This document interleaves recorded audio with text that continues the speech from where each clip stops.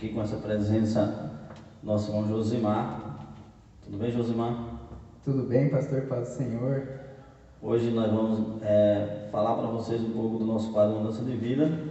Como nós dissemos no primeiro, é um relato onde Deus fez grandes coisas com os nossos irmãos. E nessa feita, como eu já disse, nosso irmão Josimar estará aqui para contar um pouco da sua história. Josimar, nós sabemos que Deus tem sido maravilhoso com todos nós. Mas uma pergunta que eu acredito que é fundamental: o que Deus representa para você? Olha, pastor, eu nasci, não é no berço evangélico, né? Nasci no berço da minha casa mesmo, né? No hospital, mas eu fui criado na igreja, né? Nos caminhos do Senhor. E então a minha vida tem sido, né?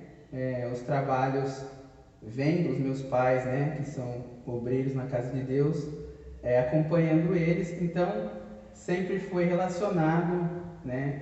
À igreja e estar junto com eles, né? Seguindo ao Senhor Jesus. Então, para mim tem sido 100%. Tudo na minha vida Jesus representa. Então Deus representa tudo, né? Então você falou aí que você, na verdade, foi criado, né, desde pequeno, com seus pais, obreiros na casa do Senhor. Então isso aí faz você responder para nós aqui, quantos anos de fé você tem?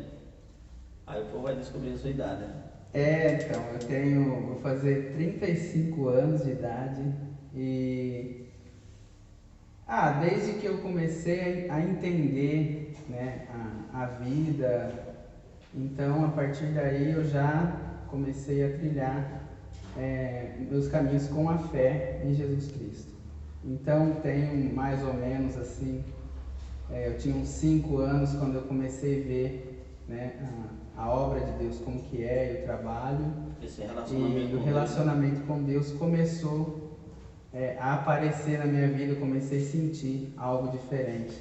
Porque uma coisa é os nossos pais nos ensinar, outra é nós individualmente com Deus, né? A experiência, né? A experiência ela é individual. Então a minha experiência com Deus, eu comecei a sentir algo diferente a partir daí. Que aí eu via como, eu sentia em alguns momentos Deus falando comigo, mesmo sem entender algumas vezes, mas hoje eu consigo lembrar e que era Deus já falando comigo.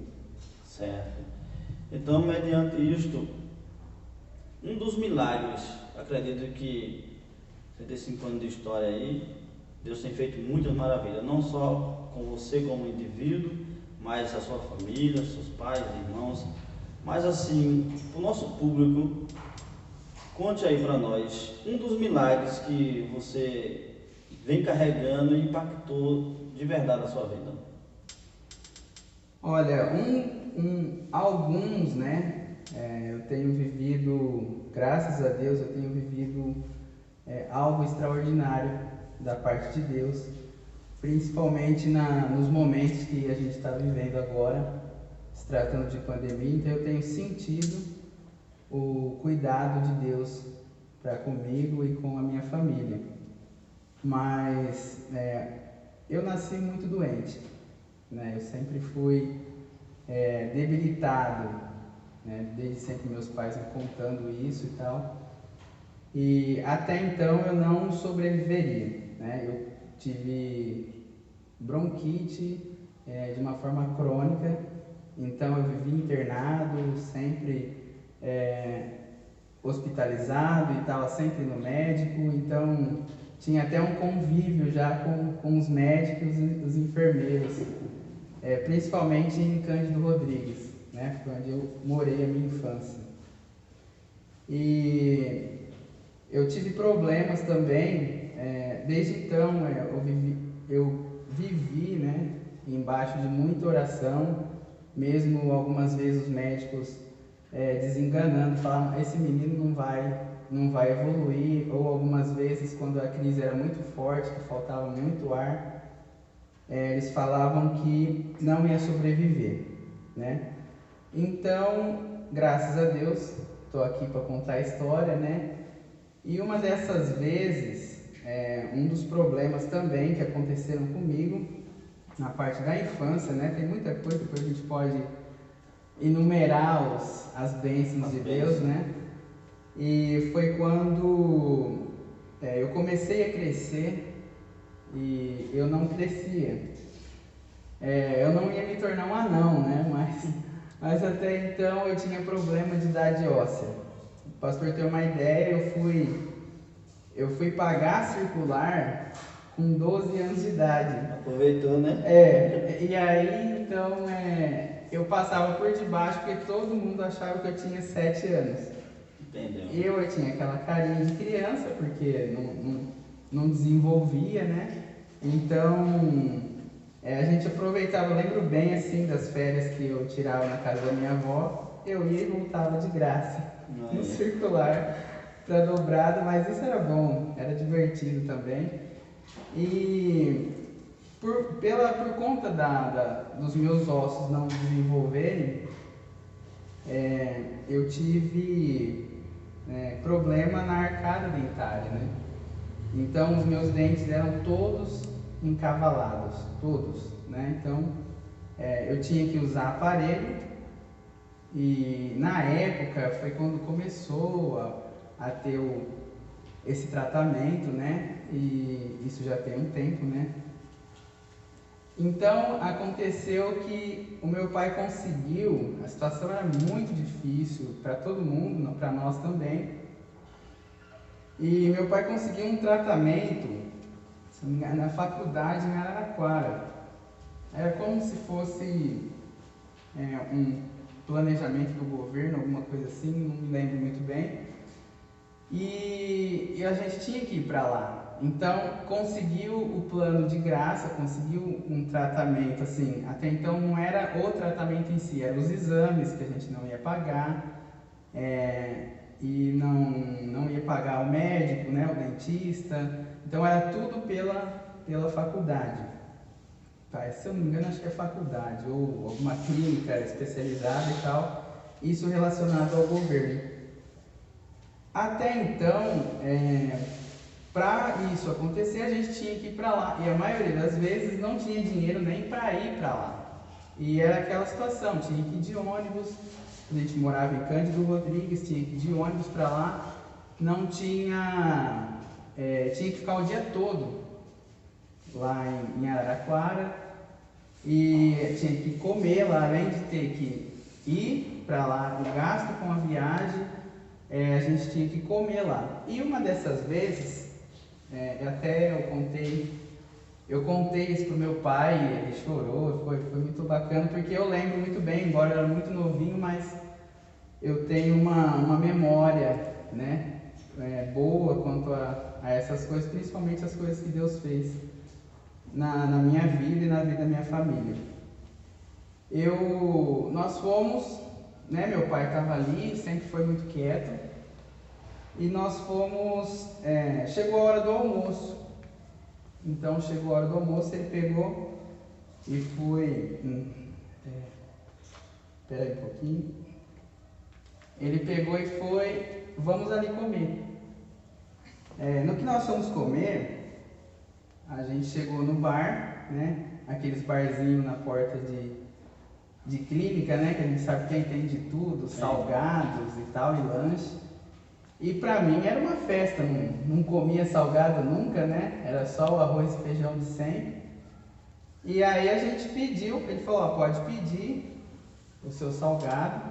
Aí eu fui pedir a coxinha, né? E então eu pedi meu salgado, ele pediu o salgado dele. Então ele pegou e ficou ali, só que ele ficou muito quieto, né? Ele não sabia. Eu até então não entendia as coisas, né? Não sabia. Eu acho que eu devia ter na média ali de uns 8, 9 anos, né? E aconteceu que ele foi pagar a conta. Acabou o salgado, né? A gente acabou de comer, precisava ir embora, então tinha que pagar. Então ele bateu a mão no bolso e então começou a contar algumas moedas para para pagar o nosso salgado lá. Aí ele contou, ele ficou meio tranquilo assim, não falou nada, como sempre, o pastor conhece meu Sim, pai, sim. né? Nunca vai falar nada, a gente nunca sabe o que ele está pensando também, né? E na maioria das vezes era orando, pedindo graça para Deus. Até então eu fui e andei ali, coisa que criança faz, né? Até ele resolver. E eu fui perto do lixo, aqueles cestinhos de lixo que fica no canto do balcão assim. Aí eu cheguei sem querer perto do cestinho de lixo e achei uma moeda. Não me lembro quanto era. E eu fiquei, né? Porque achar 10 centavos naquela época eu comprava um sorvete, né? Hoje não faz nada, né? Não compra nem bala mais. Não compra. Mas a gente, antigamente o dinheiro era pouco, então ele valia mais, né? As coisas tinham um certo valor, o valor era diferente, né? Então eu peguei e catei aquela moeda e corri nele e entreguei para ele a moeda. Ele ficou assim, não falou nada, e coisa que ele não fazia nunca, né? Era pegar o nosso dinheiro. Se eu tinha o dinheiro, era meu. Quando ele me dava dinheiro pro meu irmão, né? De alguma atividade pra gente, era meu, então seria meu. Mas eu entreguei para ele o dinheiro assim, de uma forma totalmente espontânea. E ele veio contar depois, na viagem para mim, voltando. Me lembro bem, esta vez a gente foi de ambulância, de carona com a ambulância de Cândido Rodrigues. E ele veio contando para mim que o dinheiro que eu achei era o dinheiro que faltava para pagar o salgado, que ele não tinha dinheiro no dia para pagar o salgado, a nossa alimentação. Aquilo ficou para mim, eu me senti o herói, né, no dia, porque depois que veio, né, me cair a ficha que Deus estava trabalhando. Foi uma providência divina. Foi uma providência divina, e Ele não desampara, né, porque até então meu pai estava ali orando, ele sabia que eu estava com fome, era uma criança, eu acho que eu tinha menos de 9 anos, e que eu estaria com fome, já era a hora de comer, e ele também, né? E eu lembro disso assim, eu tenho vem na minha memória assim de uma forma muito clara. Eu lembro como se fosse hoje isso acontecendo, né? Então esse é um dos, né? Se tratando de providência, de milagre, né? É uma das coisas que aconteceram na minha vida, assim. Impactou a sua vida até hoje. Impactou, e ele não lembrava mais disso, né? Quando eu contei isso pra ele, aí chorou, foi tal, foi muito bonito. Então é emocionante, pra mim é emocionante, eu tenho que ficar meio firme aqui, senão eu começo a chorar também, porque é algo maravilhoso isso que Deus fez, né? E assim, é uma história muito concreta, assim, que eu carrego, né? E esse bate-papo nosso é bom para isso, para o pessoal entender, os irmãos, aqueles que vai estar acompanhando nossas redes sociais, que aqui é história reais, de pessoas que de fato Deus fez algo na vida delas. Sim, é muito bacana inclusive a gente relembrar, né, e de uma forma como a gente tem as redes sociais agora, né, e testemunhar, né, isso para que todo mundo veja o que Deus tem feito nas nossas vidas, como que Deus trabalha na vida de quem serve a Ele. Muito bom. A gente sabe que você é músico, você adora Deus através da música, trabalha com a música.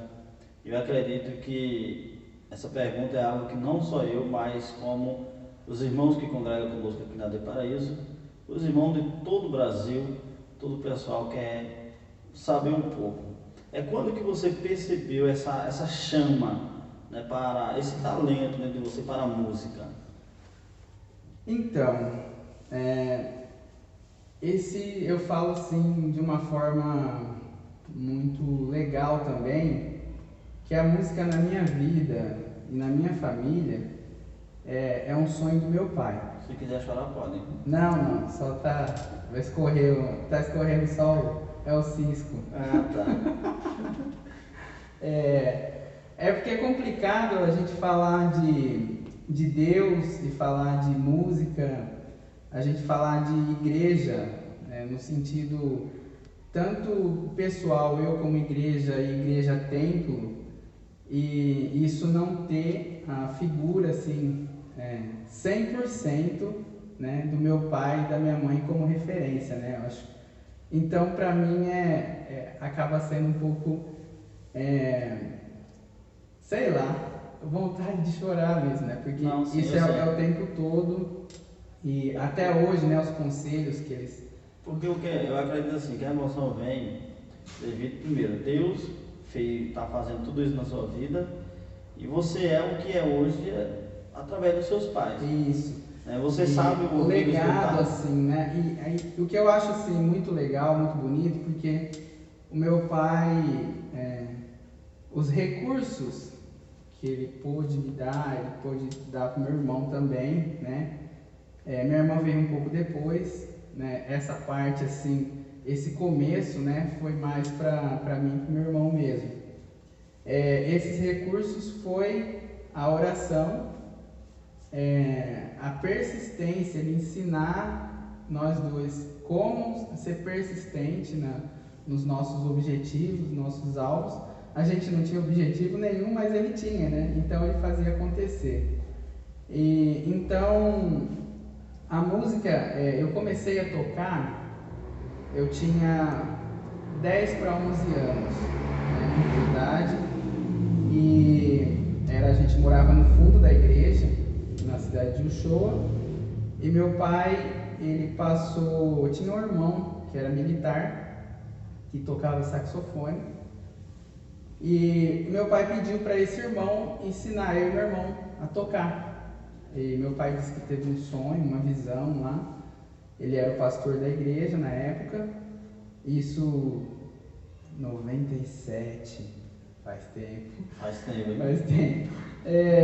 97, 96, alguma coisa assim.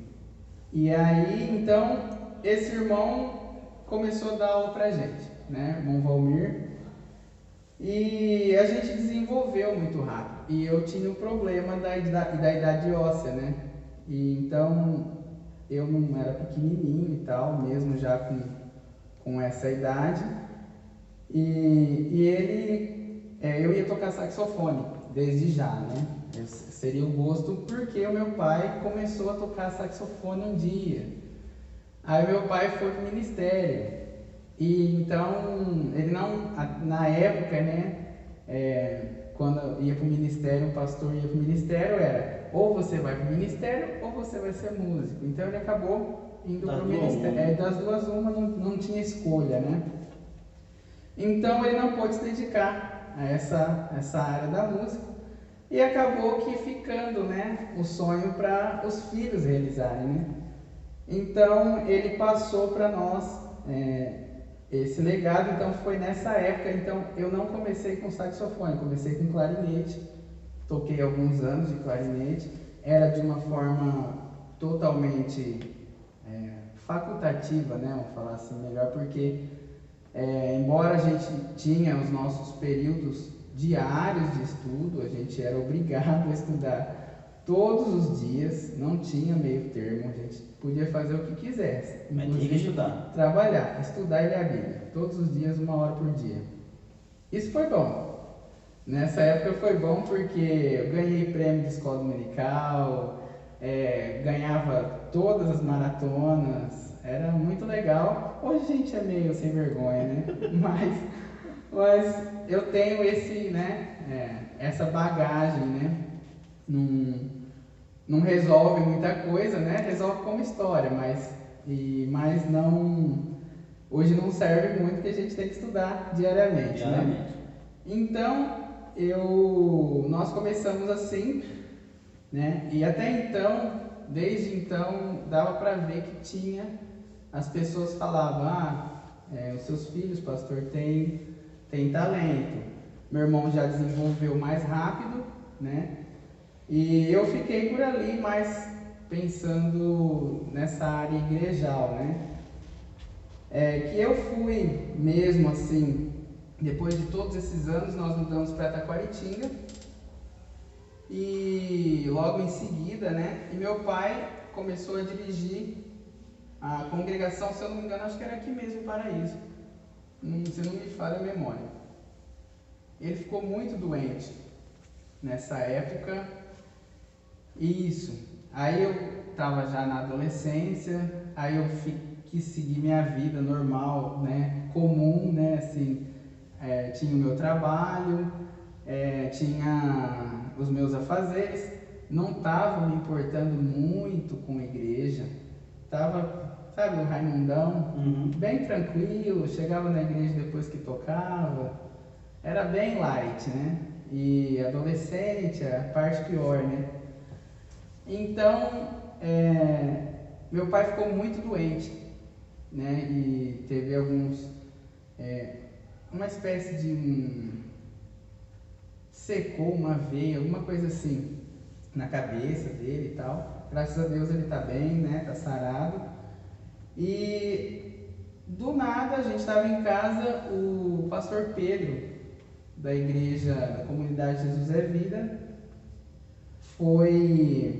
bateu palma lá em casa, né? E aí ele bateu palma lá, ele mais um obreiro, eu fui atender, né? Tava todo mundo em casa, e eu fui atender e era o pastor Pedro, meu pai estava deitado, então o pastor Pedro, eu gostaria de fazer uma oração, eu senti de vir fazer uma oração pelo pastor Josias. Então ele foi, minha mãe abriu, né? Prontamente abriu a casa, tal, as portas, entrou o pastor Pedro e mais um obreiro e sentou na sala. E eu sempre tive muito respeito quanto aos obreiros, né? De qualquer denominação e tal, mesmo a gente estando na Assembleia de Deus, é outro ministério, mas obreiro a gente respeita, são obreiros do Senhor. Então sentaram lá e eu fiquei em pé na porta da sala, com uma vida totalmente tranquila, bem relax, né? Ele pegou e meu pai veio andando devagarzinho, sentou ali, eles ficaram conversando ali uns 15 minutos, eu ali com toda a reverência, né? Fui lá para dentro, coloquei uma camiseta, porque era o obreiro do Senhor que estava ali na minha casa. E respeito, né? Sinal de respeito e tal. Ele falou, eu vou fazer uma oração pelo pastor. O pastor pode ficar sentado. Eles levantaram e ele orou. Ele orou pelo meu pai. Eu fiquei de onde eu estava, fiquei, né? Ali. Ele orou e tal, ele terminou a oração. Aí ele olhou para mim e falou, tem um negócio para te falar. Você será um grande maestro.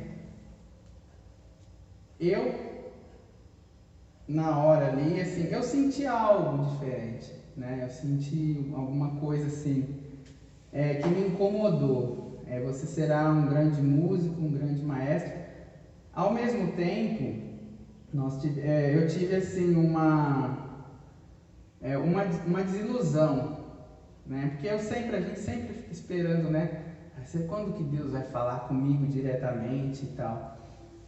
Nesse dia eu senti algo diferente, eu tinha uma paixão pela música, mas não ia seguir esse caminho. E meu irmão tinha acabado de passar na faculdade de música e foi embora para Joinville. Aí eu já fiquei na minha, falei, tá, amém, tá tudo certo. Aquela suspeita, né? Não, mas não é para mim, eu recebo, mas meu irmão a bênção já está com ele, porque ele está arrebentando lá, ele tá indo bem lá. Minha mãe, inclusive, né, concordou com isso, né? O outro menino que foi estudar música. Esse aqui não vai virar nada, esse aqui não é brincadeira, mas né? É a realidade, né? Então, aquilo me marcou, me marcou muito assim, e eu até então não tocava saxofone ainda, né? Aí foi aí que eu comecei, né, a entender algumas coisas, que era o trabalhar de Deus na minha vida. Nesse período eu sofri um acidente, né? Eu caí de bicicleta e fiquei uma semana internado, bati a cabeça e tal. E então, a partir daí eu comecei a entender que era a hora de Deus na minha vida. Deus estava trabalhando a esse respeito, né? Então eu peguei e comecei a me dedicar. Comprei o saxofone e aí comecei a estudar. A partir daí as coisas começaram a acontecer, né? Que aí foi então que eu me descobri musicalmente e comecei a desenvolver esse trabalho e sempre tive uma visão e uma pretensão a fazer esse trabalho na igreja, né? Trabalhar com os irmãos de uma forma em aulas e montar os grupos. Eu tenho meu trabalho com música de forma secular, né? Eu vivo de música, mas eu tenho um gosto, né? Um amor pela obra musical da igreja. Nós sabemos que é bem difícil, né?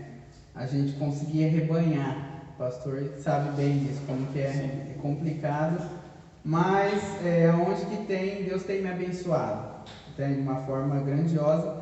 Então, a partir daí, desse momento, foi onde eu comecei a desenvolver o meu trabalho tanto profissional como musical. E aí, a partir do momento que eu exercia o trabalho na igreja com música, Deus me abençoava na minha vida particular. Sempre foi assim. Eu trabalhando, estou fazendo aqui, o trabalho está difícil, acontece alguma coisa que vem e fala assim: isso que você fez, eu não vou te dever favor. Está aqui a bênção e a bênção dobrada. Eu estou chorando. Não, está aqui. Daí a pouquinho vem a resposta. Então, foi assim que aconteceu na minha vida até então. Isso é muito bom. Nós sabemos do trabalho que Deus tem feito através de você aqui, na nossa igreja, né, na de Paraíso. Não só aqui, mas também em todo o nosso campo aqui de Taquaritinga, né? Então isso é gratificante. Para nós concluir esse bate-papo, que conselho, Josimar, você daria, eu não vou dizer nem para a nova geração, para essa geração hoje? Nós sabemos que, para nós que cremos, o arrebatamento ele é real, é fato, mas nós não sabemos o dia, não sabemos a hora, okay? Nós não sabemos quantos anos nós vamos viver na Terra, e vai vir muita geração aí, dessa que já está, vai vir muitas outras. Como um todo, tanto para a música como para a fé em Deus. Um conselho que você daria para essa geração?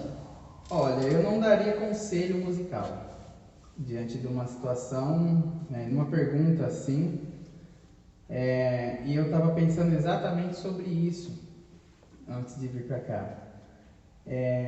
Na minha consciência, não passa da geração da minha filha, que vai fazer 3 anos agora.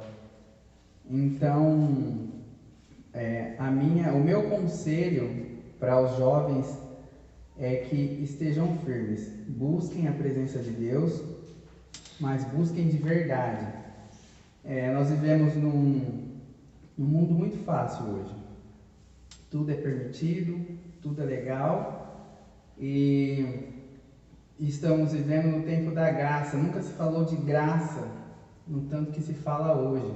Tudo, a graça do Senhor Jesus me transforma, me limpa e me renova, e aí eu erro de novo e erro. Então acaba se tornando uma sucessão de erros engraçados. É como que as pessoas entendessem que a graça era algo para elas tornar tudo liberal, né? A gente sabe que tudo é permitido, mas nem tudo é lícito.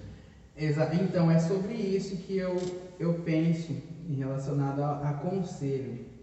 porque como eu imagino que dessa geração não passa, então Jesus está às portas. Nunca nós vimos tantos sinais como os de agora, né? Tantas evidências aí. Então é onde que o meu conselho busquem a presença de Deus. As demais coisas, elas vão nos ser acrescentadas.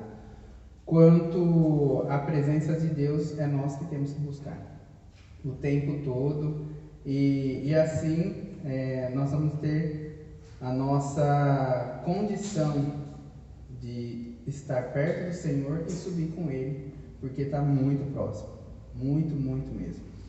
Graças a Deus. Então, para você entender, isso aqui foi um pouco da história do nosso irmão Josimar, nesse quadro Mudança de Vida.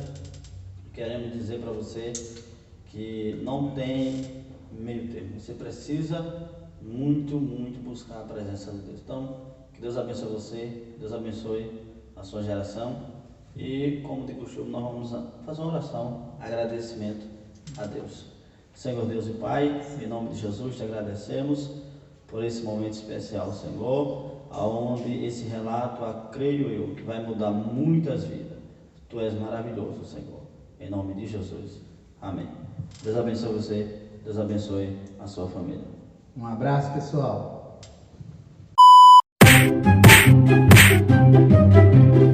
4, 3, 2, 1. Não é você? Meus irmãos, Então vai. você que gosta de um problema, de uma fofoca, de falar mal do Deus dos anos.